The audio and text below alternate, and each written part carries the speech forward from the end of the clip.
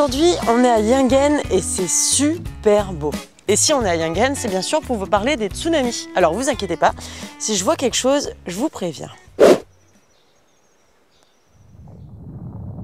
Les tsunamis naissent en mer. Ils sont principalement causés par des séismes qui déforment le fond marin.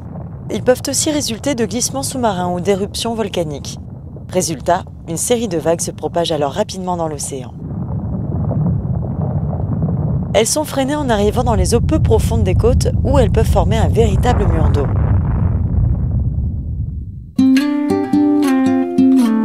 Comme j'étais mi-chemin de Mou, un messager m'arriva m'apportant la nouvelle du premier tremblement de terre. Il m'a appris qu'à Mou et dans d'autres villages de la côte, la mer avait monté d'une manière extraordinaire et en se retirant, elle a emporté un grand nombre de cases et fait beaucoup de victimes. Les unes noyées ou écrasées, les autres blessées dangereusement. Entrez. Bonjour Bernard. Bonjour. Je viens vous voir pour les tsunamis. Ah bah alors justement ça tombe bien.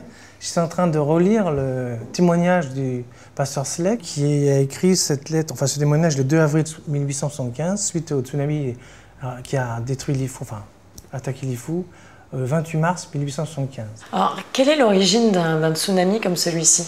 Alors typiquement le tsunami lié qui a affecté Lifou, c'est un tsunami lié à un séisme relativement proche entre Lifou et Tanna, sur la zone de subduction entre les deux plaques Pacifique et Australie, donc qui passe à l'est de Lifou, et donc qui crée régulièrement des forts tremblements de terre, et de temps en temps qui sont générateurs de tsunamis.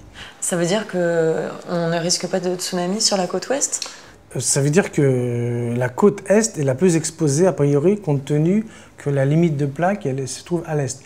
La côte ouest, a priori, c'est peu probable dans la mesure où on a très peu de séismes, enfin, ou pas de séismes sur la côte est de l'Australie. A priori, les grands séismes sont sur la ceinture de feu du Pacifique, donc ils viennent de l'est, de loin, du Chili, des Aleutiennes, du Japon, etc. Ou plus près, des Tonga, de Vanuatu, de Salomon. Et sur combien de distance un tsunami peut-il... Alors, l'énergie est gardée, et l'énergie, via le train d'onde, voyage sur de grandes distances, et un tsunami peut être meurtrier très très loin. Alors justement, c'est pour ça que les alertes au tsunami sont hyper importantes. Donc une alerte au tsunami lancée par le centre d'alerte d'Hawaï détecte un tsunami, c'est très important au Chili, un tsunami est créé, et là on a 10, 15, 20 heures pour s'organiser dans les pays. Et donc là on a le temps de s'organiser. Le problème avec des autres tsunamis destructeurs, qui peuvent être destructeurs, c'est des tsunamis locaux, très locaux, et on a 10, 15, 20 minutes pour réagir. Et souvent même, le centre d'alerte d'Hawaï ne peut pas donner l'alerte avant que la vague arrive. La force destructrice d'un tsunami dépend de la quantité d'eau qu'il transporte. Elle dépend aussi de la forme du rivage qui va déterminer sa capacité à pénétrer à l'intérieur des terres. La mer envahit la terre puis se retire pour revenir à nouveau. Ce va-et-vient peut durer plusieurs heures. Et attention, la première vague n'est pas toujours la plus grosse.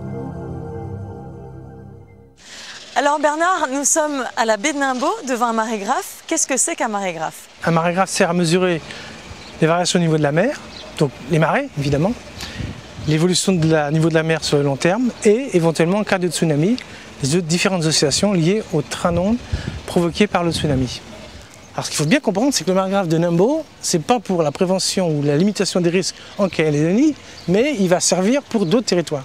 On mutualise les marégraphes pour prévenir les autres. En fait, ce qui se passe, c'est quand il y a un grand tremblement de terre, le centre d'Hawaï lance une alerte au tsunami, même si c'est pas s'il y a eu un tsunami de créé. Parce qu'un grand tremblement de terre est susceptible de gérer un tsunami. Quelques minutes après, si le tsunami est créé, la vague arrive donc à des marégraphes comme celui-ci, et l'information est donnée à Hawaï qui renvoie une alerte à tous les pays en disant effectivement, il y a bien eu un tsunami qui est créé, qui existe. Donc là, c'est une vraie alerte au tsunami. Et là, à ce moment-là, il donne les temps d'arrivée du tsunami par pays.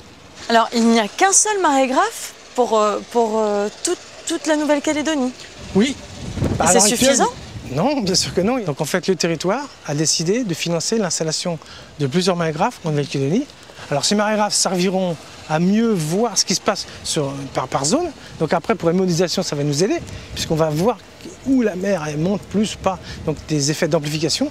Évidemment, ces marégraphes aussi permettent d'aider dans l'alerte, puisque les marégraphes du nord peuvent se déclencher, enfin on va donner des informations qui vont servir à des gens qui sont plus au sud par exemple. Parce qu'il y a peut-être une demi-heure de temps pour l'arrivée d'un tsunami entre Ouvéa par exemple et l'île des Pins.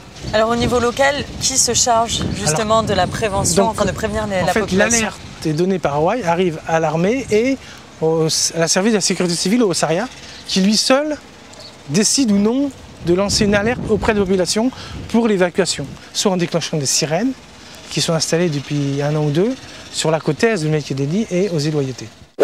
Bonjour, c'est moi Tipouine, la tortue de la Croix-Rouge. Je vais t'expliquer comment te protéger des dangers d'un tsunami. C'est simple, dès que tu entends la sirène, ou que tu sens la terre trembler, ou encore que tu vois la mer se retirer rapidement, éloigne-toi du bord de mer et monte sur les hauteurs. Bye bye! Alors n'oubliez pas, connaître les consignes. En cas de tsunami, ça peut aussi sauver des vies. Je vous retrouve dès la semaine prochaine, à la même heure sur la même chaîne et avec le même peps, bien sûr. Salut!